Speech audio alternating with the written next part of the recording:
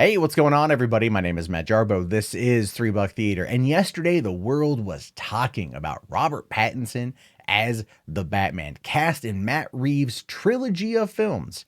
That didn't get a lot of play. I find that kind of weird. Why is it that the trilogy of films starring Robert Pattinson as the Batman and a younger version of it is not something that was more talked about? I mean, like, just take a look here at this artist rendition.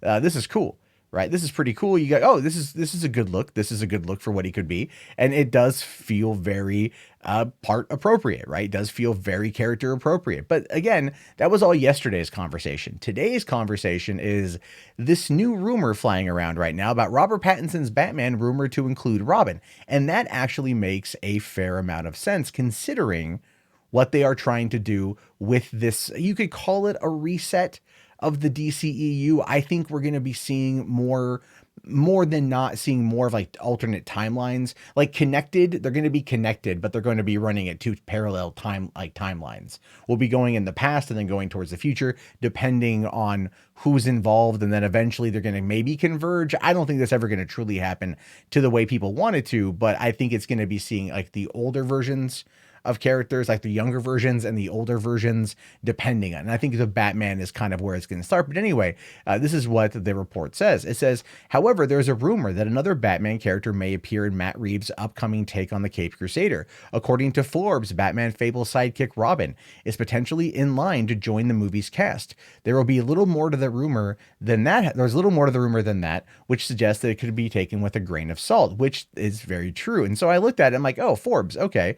Well, this is the article that popped up on Forbes from Mark Hughes, where he says Robert Pattinson to star in Matt Reeves' The Batman. Okay, it's a very simple article, came out yesterday alongside everyone else's articles, but there is this one passage where it says, and this is interesting to pay attention to. He's talking about the reporting on it. And he goes, that said, it means obviously we're in a new era of reporting as well. So I'll need to be more careful about accepting even strenuous studio denials and more willing to run information I hear about possible casting and story elements, regardless of denials or attempts to stall me running stories. Since I've also been ready to break a story only to get stalled by studios long enough for their preferred trade to break the story ahead of me. It's all part of the job in the game. And going forward, we all have to accept the changing realities and respond accordingly. Now, that was an interesting piece just about like the life of breaking these scoops and everything else, and whether or not he should hold off or he should believe the denials, right? It's kind of a weird way to start it. But anyway, what he goes on to say here, and this is where it gets really fascinating.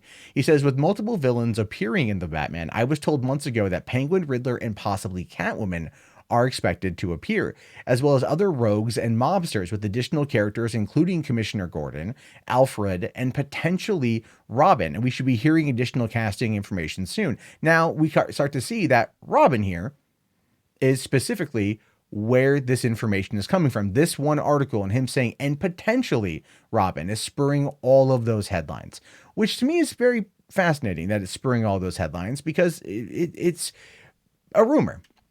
But anyway, going back to this article on Deadline here that I talked about yesterday, there was a passage in there that got me really thinking about the potential inclusion of Robin and where this whole thing could go and how it could ultimately tie into the DCEU. Now, the article says here, this film will in no way carry on the work that Ben Affleck did as the older Batman in Batman v Superman and Justice League. And I talked about that yesterday.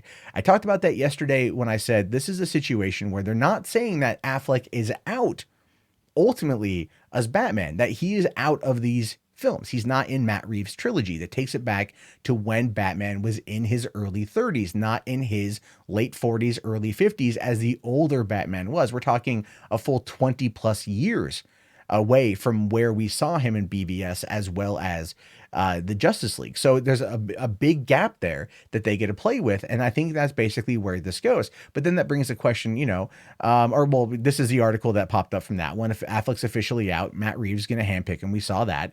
But then going back to Suicide Squad, this popped up. Now, this one screenshot sparked a lot of rumors, a lot of thoughts about what to expect from this particular, these movies back in 2016. Ha ha ha, the joke's on you, Batman.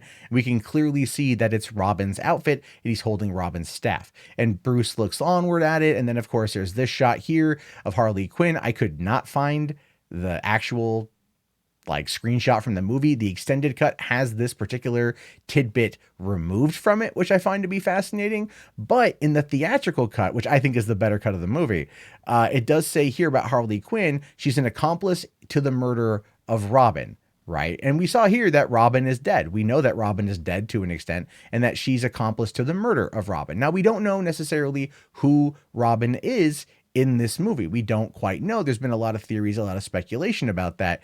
But a lot of people have thought that this is actually Jason Todd, that this is him, and that this is what they're working on. Now, ultimately, that was said to not be true by David Ayer, who came out and shot down that theory from July in 2016. But Ayer is no longer involved in the DCEU. He's no longer involved at all in the DCEU. And so that could easily be changed. Now, the reason why I'm bringing it up is also you have Kevin Tushihara, who is the leader of Warner Brothers and the president of Warner Brothers, and the one who put the hard 2-hour limit on Justice League, him stepping down a while ago amid Me Too accusations, essentially, and then the complete change up of things over at DC Films leading into the DCEU was a big thing for a while. So there's a lot of stuff in the air, a lot of things that could potentially be changing.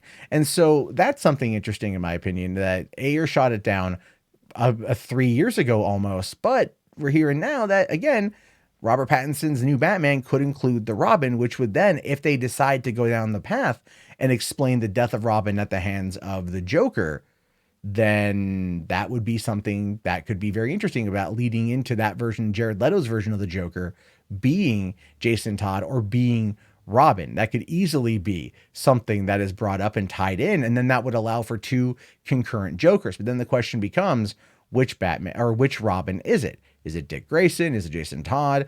I would like to see personally, and this is just kind of an out there theory, I want to see Carrie Kelly, but I think that's what's going to come later. I think when they get through this trilogy of Batman films and they go further into the future and they eventually do start to look at doing a Dark Knight Returns film, which I think is what they're going to eventually lead into, that's probably when we're going to get to see Carrie Kelly. But then the question does boil down to, what about the Joker? Now, the DC confirmed that the Joker movie is not in any way connected to the DCEU. They said this back in 2017, according to We Got It Covered. But who knows? Who knows, right? Go back to the whole thing that the guy said over on Forbes, where he said, basically, you got to be very careful with listening to studios and their denials on this one. Why would 2 years ago, it made sense. It made absolute sense in 2017 for Warner Brothers and Kevin Tsuchihara and Jeff Johns and everyone running DC Films at the time, before there was another shakeup, to come out and say, this isn't connected to the film. This is kind of a standalone movie. Because at the time, they were in 2017, I remember in Comic-Con, they didn't say the DCEU. They tried moving away from the DCEU. Remember that? They said the worlds of DC. And they really were trying to push this narrative that they're going into like, oh, we're doing all these projects. Not all of them are going to be interconnected. We're trying to be the anti-Marvel, blah, blah, blah. They were really trying that. And then, of course, nobody wanted it. Nobody bought it. And I think now they're going to probably walk that back.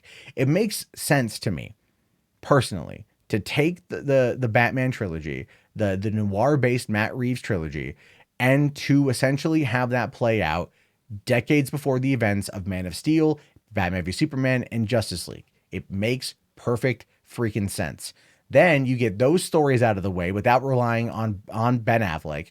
You then go and you find Ben Affleck and you get him cleaned up in rehab, fixed up, have him come back for The Dark Knight Returns, do that as a massive 2-part film, and then bring Henry Cavill back as Superman and do that whole thing and then cap off Batman's story right there, but still leave it open for these other movies to take place in the past. I think that would be the best form that they could do, because they've already established this world.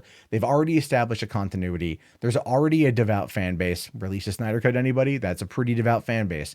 There's a lot of people out there that really want to see this thing continue going forward. And I think that's the best course of action, is to scale it back in regards to when certain movies take place in the timeline, but run a concurrent timeline. Screw the multiverse theory. Run a concurrent timeline and then have, don't do Earth 1, Earth 2, Earth 3. Fuck that. I hate that.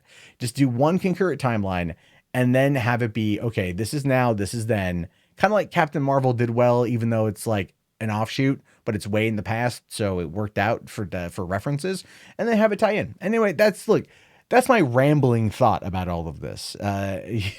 That's my theory about how they could be bringing Robin into the DCEU or be tying it into the Joker. And imagine if this Joker, if the Joaquin Phoenix Joker takes place in the 1980s, and 20 years ago is when the Batman was 25 years ago. They could set it in the early to mid 90s. Imagine Batman up against his arch nemesis back in the day. And that could be the whole thing. Joaquin Phoenix versus Robert Pattinson in the second and third film, right?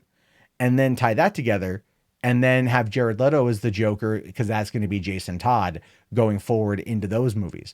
That would make a lot of sense. That would be a mind-blowing experience. We're like, oh, that's the original Joker. Then he died. Then the new Joker. And we've already seen that. Remember Batman Beyond? The Return of the Joker? And like when it was discovered that it was Dick Grayson was a Joker, that was one of those like moments and whatnot. They could totally pull that again right here. So of course the studio is going to deny it. But again, look, those are just my thoughts. What are yours? Let me know down in the comments below. I'm very curious to hear your thoughts. I think it'll be a very interesting discussion. If you guys made it this far, please like the video. It helps out in the algorithm. Type Joker or Robin into the chat so I know. And please subscribe. I'll talk to you all later. Have yourself a great day and peace out.